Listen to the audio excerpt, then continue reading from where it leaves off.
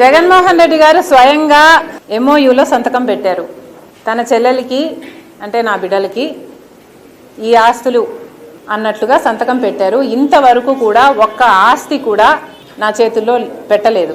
సరస్వతి సిమెంట్కు సంబంధించి ఎంఓయూలో అది నా భాగానికి వచ్చింది కాబట్టి దాన్ని జగన్మోహన్ రెడ్డి గారు గిఫ్ట్ డీడ్ చేశాడు విజయమ్మ గారికి, నాకు కాదు.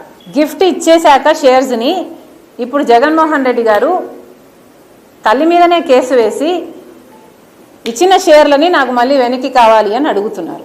ఇది జగన్మోహన్ రెడ్డి గారు ఆయన తల్లికి చేస్తున్న మోసం. జగన్మోహన్ రెడ్డి గారు నన్ను ఎఫెక్ట్ చేసే స్థాయి దాటిపోయారు. Jagan Reddy does not affect me anymore. నాకు ఆస్తులు ఇస్తాడా ఇవ్వడా అన్నది ఐ డోంట్ కేర్. కాకపోతే జగన్మోహన్ రెడ్డి గారు తల్లి మీద కేసు వేసిన వాడిగా మిగిలిపోతాడు. నా బిడ్డలకి, సొంత మేనల్లుడికి, సొంత మేనకోడలికి ద్రోహం చేసి వాళ్ళ ఆస్తులు లాక్కున్నవాడిగా మిగిలిపోతాడు.